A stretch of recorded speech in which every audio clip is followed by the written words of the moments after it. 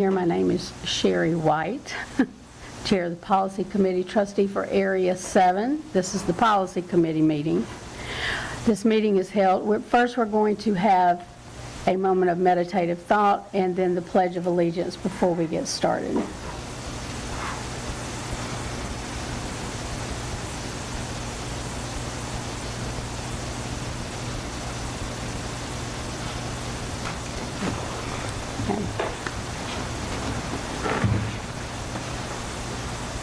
Pledge allegiance to the flag of the United States of America and to the republic for which it stands, one nation, under God, indivisible, with liberty and justice for all.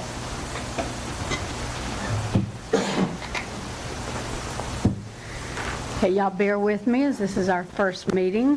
This meeting is held in accordance with the Freedom of Information Act. The news media has been notified and a copy of the agenda has been made available to the public. This meeting is open to the public and the public is welcome to attend in person. All persons wishing to attend the meeting by virtual means may do so via YouTube, Sumter School District Board Meetings, and Sumter School District's Facebook page. Our vision is Sumter School District is committed to educating, empowering, and enriching the lives of all students to reach their full potential. Mission. The Sumter School District is committed to providing a safe, nurturing, and high-quality educational environment that supports diversity and equips students for local and global success. The board committee members are myself, Sherry White, Chairwoman, Brittany English, and Matthew McLeod. The subcommittee members are Ms. Sandra Burgess, Ms. Andrea Loney, and Mr. Chris Williams. I think Ms. Loney is with us virtually, and Mr. Williams is here in the room. Thank y'all for being here. We also have, of course, Dr. Wright, our superintendent, with us, and Ms. Shantae Scott, the administrative manager. So now we will call the meeting to order and get started. The first item on the agenda is to approve the agenda. Now, I have a form question.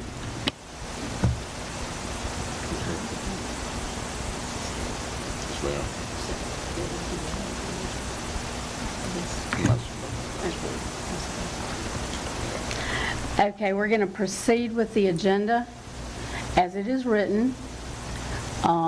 The consent agenda will be the policy committee minutes from the previous meeting, and we're just going to accept those into the record. And we will move along to item 4.1, policy manual updates as of 3/21. We have singled out a few that we want to look at. And Ms. Scott is going to have them up here, I believe, for us to look at. The first one is Sumter School District Goals and Objectives. Wait a minute while it opens. Coded ADA. All of these policies that we are reviewing right now have been submitted from SCASBA, the South Carolina School Board Association, with input, I think, locally, if I'm not mistaken. Dr. McLeod may have had input with this one. Dr. Canty, I know, did. On this one, there is a lot of information, as you can see. In yellow, that's been added. We've adjusted the mission statement, the vision, and the core values and beliefs. Is there any of this that anybody wants to address in particular? Dr. Wright? No, ma'am. We've adjusted and modernized the mission and vision statement, so I think it's appropriate at this time. Okay. Mr. Williams, have you had a chance to look at this prior to okay. Did you have anything that you thought should be added, stricken, any input whatsoever? Okay, I read through these every single line. And I did not see anything that, that jumped out. There's a lot in here, there's a lot of good things in here that I think we really need to work hard to implement, and I think we have the staff to do it.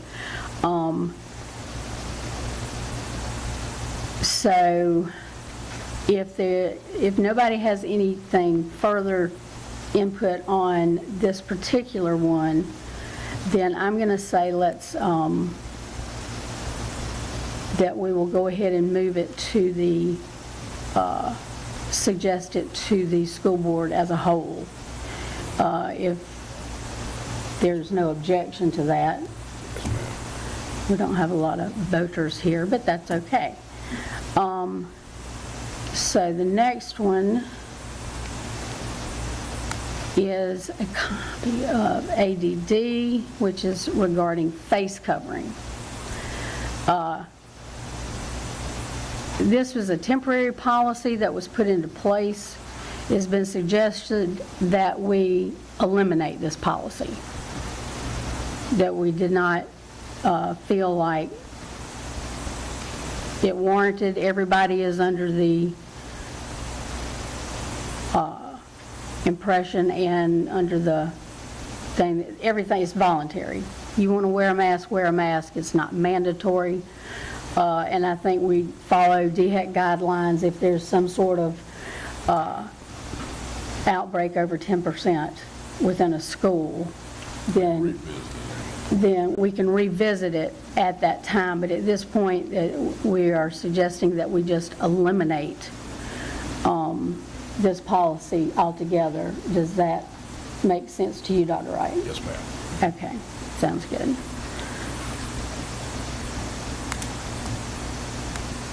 The next one is BDR, the organization of the board. Now this one we need to make a few adjustments to, because initially, while it does include duties of parliamentarian, a few of the duties that are delineated under chairman actually fall under the duties of a parliamentarian, so they need to be moved. And that's just technicalities, but the only ones that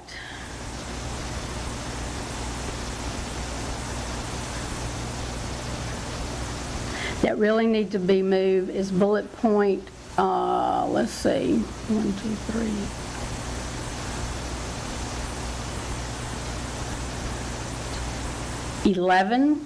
Enforce the board's policies relating to the order of business and the conduct of meetings. That's just to maintain decorum at the meetings, is my understanding. So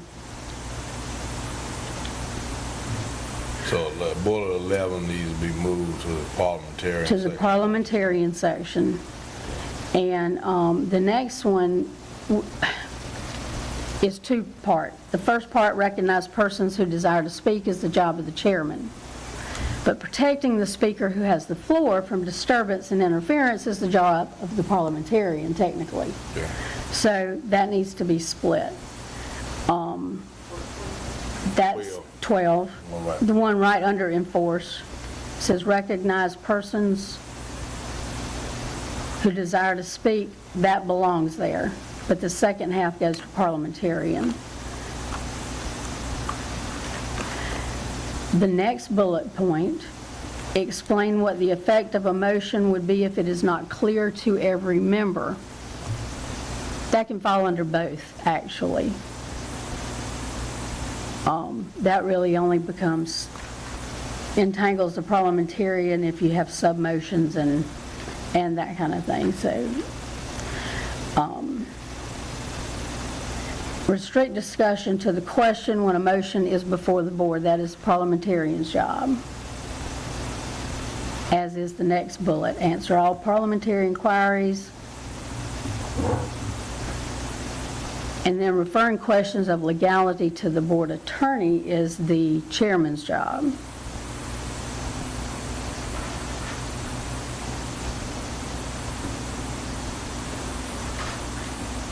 And I believe that's the only,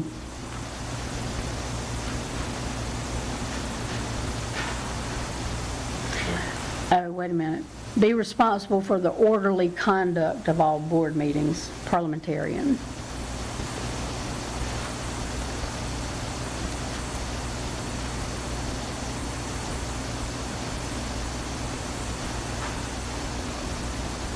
Okay, any further recommendations, additions, subtractions, moves?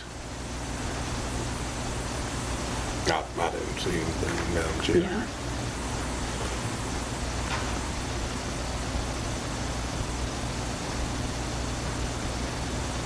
Okay, the rest of it looks par for the course.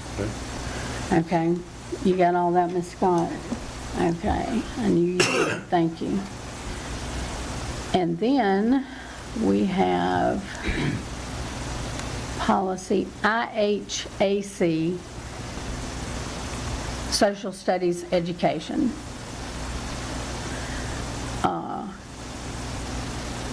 And this one was just issued in October of 2022. And it is very well written. There is one thing that I feel like we should add. And if you look at the second paragraph, where it says, schools will also include instruction on the founding principles that shape the United States, including, at a minimum, the Declaration of Independence, the Emancipation Proclamation, the Federalist Papers, the structure of government, the role of the separation of powers, and the freedoms guaranteed by the Bill of Rights. What's missing? The U.S. Constitution. We've got a couple of pieces of it, and we've got Federalist Papers, but the Constitution isn't listed, and so I think that needs to be included.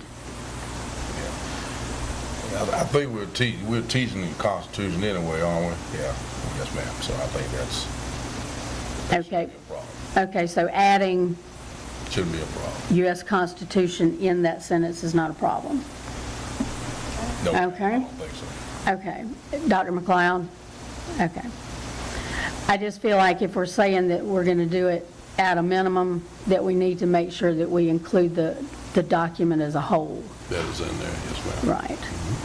Okay. And down later, it said there's a section 5929, it's already a statute, so, but Right. put it where you're talking about, I think is fine. I'm not Okay. sure. Yeah. I do see, yeah, the Constitution-related concepts. Okay, I see that. And that's a required instruction on Veterans Day, which that's a different policy we're not looking at tonight with the Patriot Day and Veterans Day and Veterans Week, Patriot Week. And we'll look at that on another night. But I really liked those, I was glad to see that was in there. So, that went faster than I thought it would. And I don't think, there is one other policy for consideration. Those were ones that we received from SCASBA, okay, with a few little changes. There is one other to consider, and this was after input from several of the board members, some teachers, principals, whatnot. I came up with this edit. This is a suggested edit that I would like to see go before the entire board. This regards the board powers and duties. And on the screen, you can see that wording that is in red are the changes. Everything else was already there. But what this proposes that board members will make annual visits to each school in their respective areas at least once per school year, under board authorization and with the full knowledge of staff, including the superintendent, principals, and other appropriate supervisors, and in accordance with procedures outlined in BBA-R. Okay, I just wanted to see that made. We should be doing that, and I think it should be set in stone, my opinion.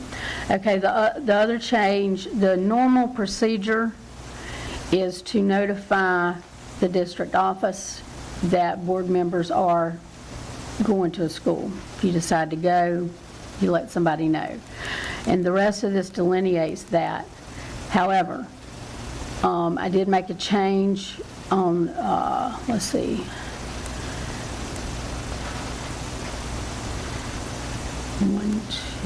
The second bullet point, board members visiting a district school during the school day will inform the principal, representative, or of their presence. They must also state the purpose and expected duration of the visit at any time. Advance notice to the superintendent or other officials is not required except for the mandated yearly visit to each school in each board member's respective area. Any questions on that? Not necessarily a question, Madam Chair. I'd like clarification as to why this came about. 'Cause I want to make sure that folks understand, that might be listening, that there was, from my perspective, there's not been a breakdown or a breach, every time that board members have asked to view schools.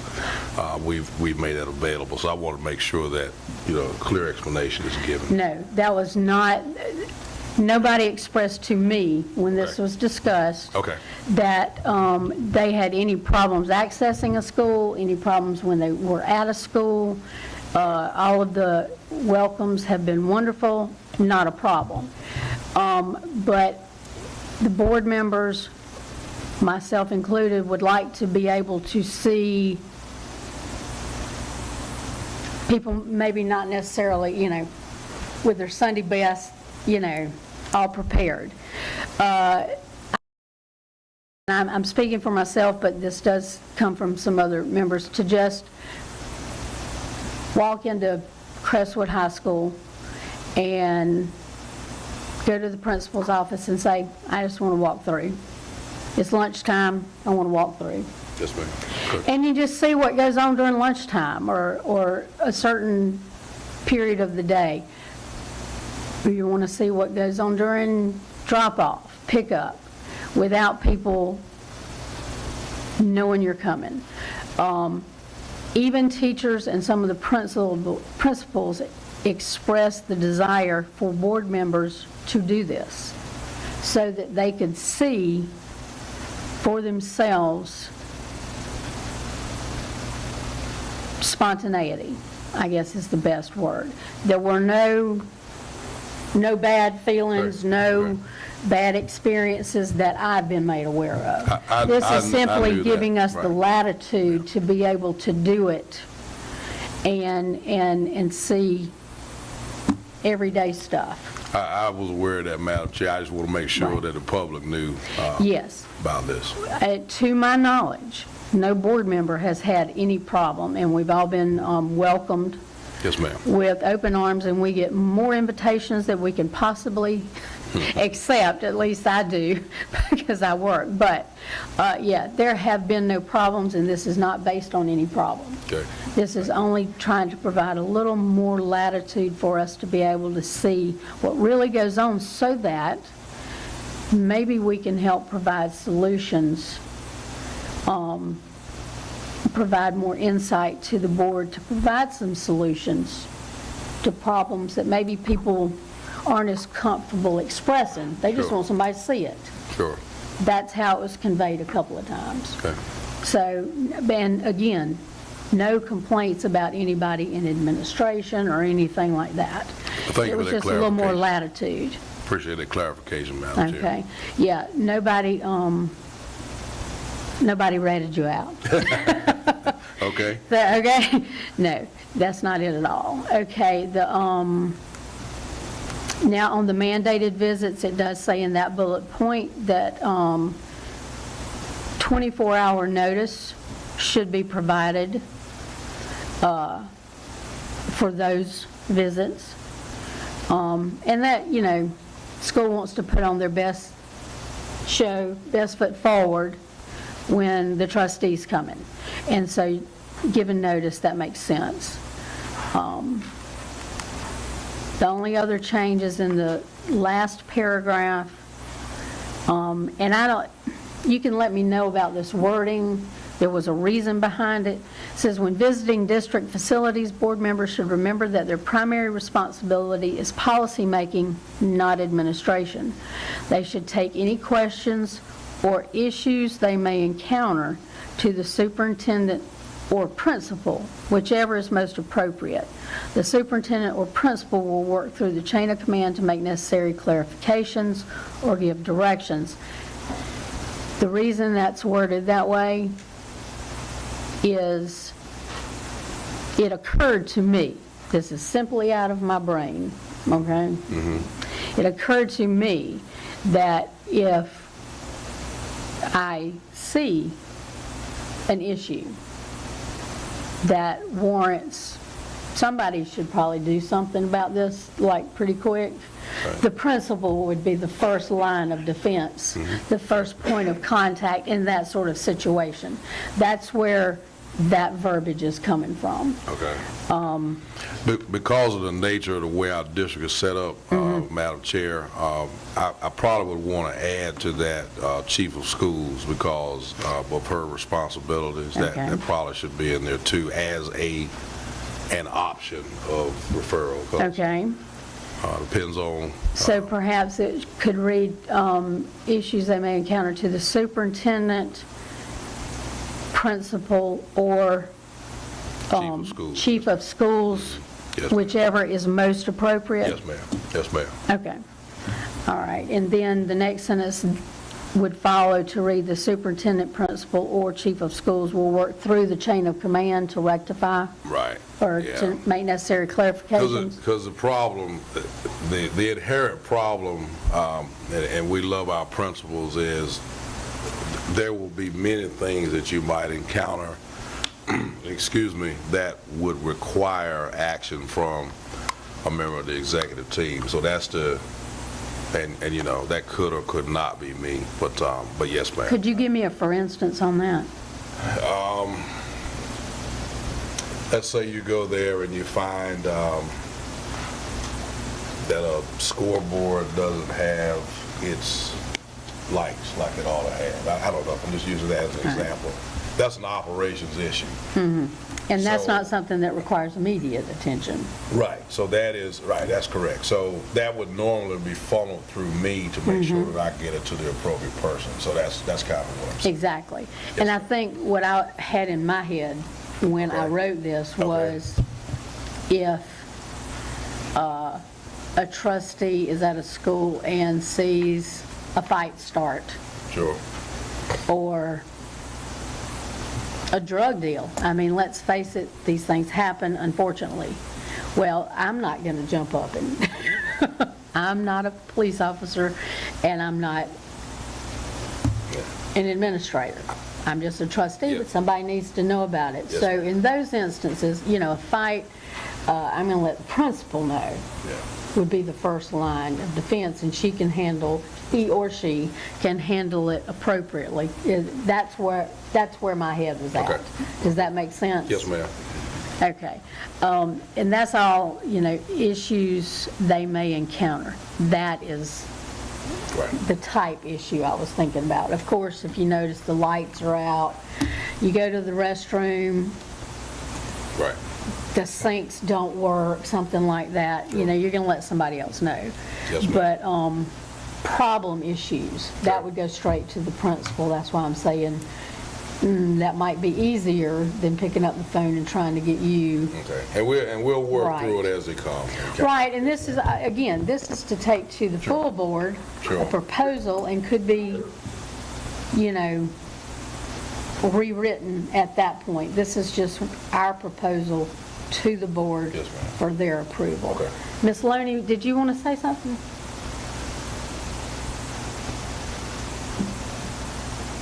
No. Oh, no, okay, I thought you were trying to say something. Please feel free to jump in if you have any input.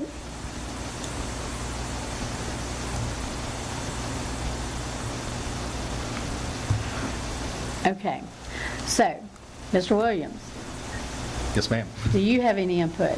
Just a couple, and Okay. this may be getting into the weeds, so by all means, Well, that's what take it as committees it are is. for, weeds. So in the first paragraph, It talks about the mandatory, or that board members will make annual visits. Who's going to document that? Since this is policy, if a community member wants to know, hey, has my representative of area, whatever, visited their schools, where do they go? It's a And very good question. Who is going to maintain that documentation of visits? I would think that that would fall to the illustrious Ms. Scott. So, Because those are, well, these visits are ones that we would be given 24 hours notice right. to the district office so that they can inform the school. So there's going to be a record of it. And historically, when trustees visit the school, regardless, is there a record kept, Ms. Scott? I do whenever I'm Okay. told that somebody is going to school, I put it on my calendar. Okay, so it is documented, so you could theoretically, has trustee White, I almost said Smith, has trustee White been to Crestwood this year? You could answer that question if they called. Okay. Madam Chair, it might also be a good idea, the board clerk can also assist in that kind of collaboratively with Yes, that would be, yes. Scott. Perhaps we can insert, I don't think necessarily needs to be inserted, that's a procedural thing. the procedural, Right. yeah, we can make sure that the clerk and Ms. Scott are aware, which means you are aware. Right. Yes, ma'am. Then, yeah, that way people can check. Yeah. Like I said, that's If just we're a- saying we're going to do it, they Right. need to be, it's just like we asked about, okay, how do we know they actually did the fire drill? Right. Documentation. Yep. Okay, I agree. Anything else? And then a couple more points, and again, Pardon. as far as notifying the appropriate people, is there a certain procedure that we want them to follow as far as notifications? Is it a email? Is it a phone call? Is it a, you stop in the office and let the principal know when you arrive on campus? Is Are it- you talking about issues that come No, up? or so just- when the board members visit, Oh. it says, trying to see during the school day. Okay, yeah. So board members visiting a district school during the school day will inform the principal's representative. How are they informing them? Is it, are Okay, they if it's the stopping? mandatory visit, Right, so the mandatory is covered. yeah, that's covered that. through the superintendent's office. The drop-in visits would be notified, you have to notify them in person when you enter the building. Upon arrival. Okay. Upon arrival, Yep. you would, yeah. So, That, and yeah. that's a procedural thing that we all are aware that you Yeah. have to do that anyway. So, yes, that is upon arrival, you will notify, and I think it's in there, the principal Okay. or their office, if the principal's not there. So, and then just the last bullet point that I noticed was in the last paragraph, or the second to last, I think it's talking about facilities and the chief, notifying the chief admin. But in the last paragraph, it doesn't actually specify, it says superintendent, principals, and then it's left, it just kind of fades away. Where is this Just- now? If you can scroll down. Yeah, so board members visiting district facility during business hours will notify or inform chief administrative officer. But then your last paragraph, the only people it actually specifies about issues and may encounter is the superintendent and principal. Again, it's a minor, Okay, we've thing. added in chief of schools. Does that cover that lapse? Dr. Wright? What he's talking about is, I get exactly what you're saying, Okay. sir. Chief Administrative Officer, it probably needs to have the individual school's chief administrative officer, something like, because we're talking about the principal. Principal needs to Right. be notified that the principal's not there. And that's the same thing I do. If I go to my school tomorrow morning, I'm going to find the principal. And I've got a Right. key to every door in the district, but that's still protocol Right. and courtesy. So And then the officer's representative would be an assistant principal or what have you. So it probably needs to be will inform the individual school's chief administrative officer. Okay. School Now, I administration. thought, okay, and maybe this was just my interpretation, but this differentiated, I thought, between schools. Okay, we have district office, then we have district school in the first two bullet points. District office, district school. And then this last bullet says district facility. Okay. Right. What other facilities could be visited aside from schools in this office? I'm Yeah, just, this office, annex, places like that. And that's why the wording is such as it is, because there's not a principal at the right. annex, there's not a principal here. That's why the transportation office, for instance. So that's why it's written the way that it is. Perhaps that bullet point would be clearer if it said, visiting a district facility during business hours will inform the appropriate facility officer. Yeah, There you go. So Would personnel. that pretty much cover? That'd be all right. yeah. And again, Okay. this is just my experience from New stuff, It you is a know, little vague, military yeah. documentation, it's a little bit different, but if Right. you're going to talk about, X, Y, and Z in bullet points, and then cover all of those in, as a final paragraph, then the ones that are mentioned above, you should also include all of them in your closing remarks. yeah. Right. So, So, right, so if that bullet point reads, yes, This is Dr. Yolanda. yes, ma'am. Let me ask you, what happens if a school board member doesn't do it? Does not do one of the mandated visits? It's right. Good question. I mean, Well, like y'all, I mean, you're imposing something that there are no repercussions from it. okay, You can't dismiss a school board member for not having done it. you are correct. However, the voters in their district can, when the election comes around. Yeah, I mean, yeah, but that's voting time, but I mean,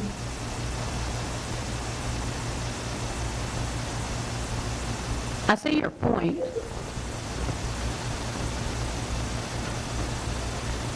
now I think we ought to be careful about how we put mandates on people if we don't know what the repercussions or how to carry out the repercussions of those mandates.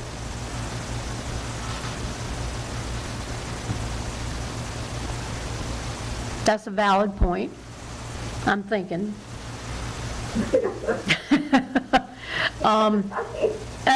Yes, and I guess I had in my head, having been elected, that if I do not carry out my duties, my constituents will, if they haven't already let me know about it, will take it to the voting booth. However, I do see your point. But that's every 4 years. True.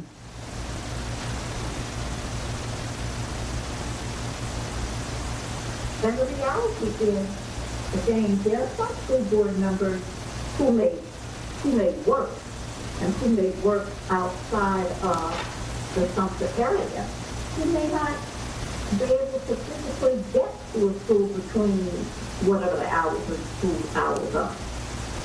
Now, unless they can make arrangements to visit the transportation department, I guess it doesn't have regular school hours, I mean, the regular time the children are there. That's a valid point. And I work, I mean, is yeah. this mandate is it in something else in the school, from the school board association? And do they say anything about What happens if somebody doesn't do it? And who's responsible for advertising it to the public in general?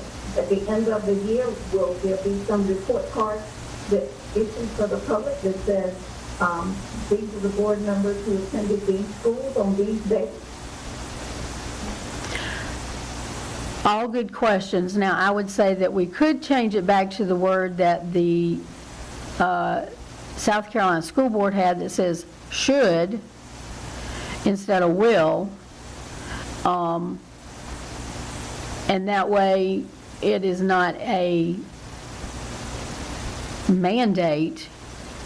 But I would also say that now, based on what I've seen so far, and what I have done is a lot of times when we visit the schools, we document it. There are pictures, put it on Facebook, we can send it, it can be posted on the district website, you know, especially if it was for an event or something like that. But yeah, the verbiage could be changed back to should to prevent it from being a mandate. Since there are no actual, I don't see a way that there can be actual repercussions other than your constituents getting on you. Do you, Dr. Wright? No, ma'am, there would not be a way of holding them accountable for if they do Right. not do. Right. Right, and we should each hold ourselves accountable Yes, ma'am. for that matter. I mean, we are grown people. Yes, ma'am. And I think that's something that we can make sure that we discuss when we put this before the entire board, is whether that should be a mandate and if there should be repercussions, et cetera, et cetera. Yes, ma'am. This is just for establishing a suggestion to the board as a whole. So that's a good part of that. I think that should be a good part of that discussion, Ms. Laney. Thank you.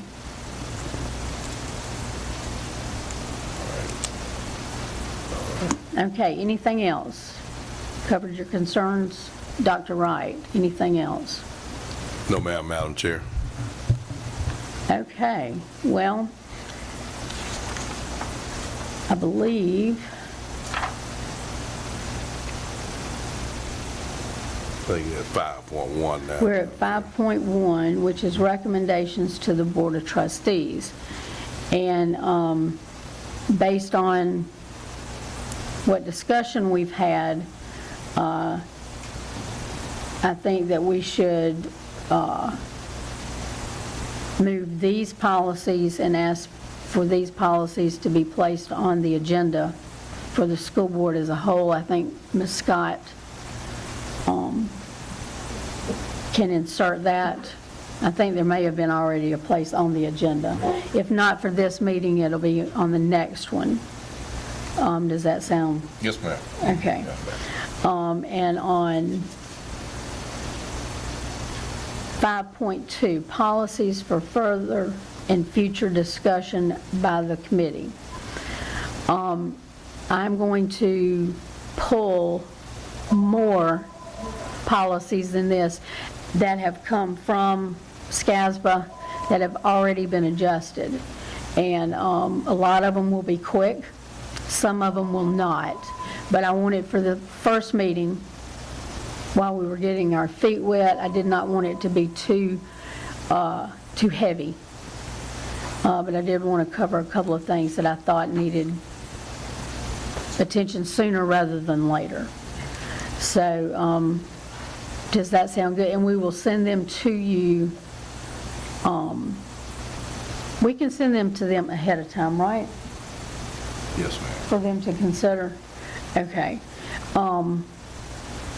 And, because again, I'm getting my feet wet on this end of it. So there will be more to cover next time, depending on how in-depth they are and if there may be a lot of changes within them as to how many we have.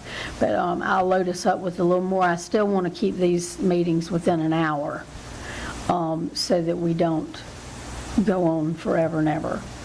Does that sound good to everybody? Yes, Ms. ma'am. Loney, do you have anything else for us? May I respectfully request that we get such information as much in advance as possible? prior Yes. to the meeting? Yes, ma'am, you will get that. Thank you. And I believe, what did we establish the schedule was?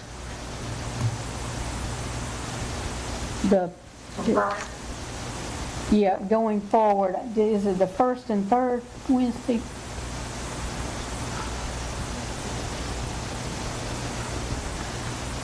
I don't have my email up, that's why. Let me see. Because until, right now, everything's being updated. And so we are going to meet more frequently to get through them. Then it will spread out, and we won't have to meet as often or pack as much into a meeting, hopefully. We will have, respond to what's needed at the time, but we've got to get through the revisions, and the entire policy manual is being reviewed and revised. So for the time being, I'm trying to find that email.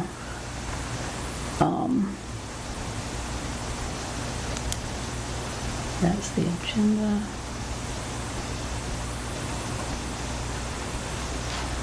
Oh, here.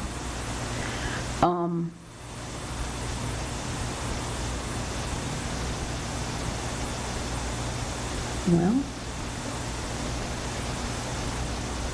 I'll resend the email with the schedule, but it's 2 Wednesdays a month until we can get through this, probably for the next 6 months, I would imagine. If we get finished before that, yay, hallelujah. If not, but we're going to get it done. Okay. We're going to get through all of them, and we're going to make sure that we've got a policy manual that meets our mission, our goals, and serves the students and the staff, because that's what it's about, is getting that world-class education and the environment in place to make sure our kids get that. Okay? Anything else for the good of the group? Don't think so. Okay. This meeting's adjourned. Thank you very much. Thank you. Thank you, Ms. Loney. Thank you, Madam Chair. Good first meeting.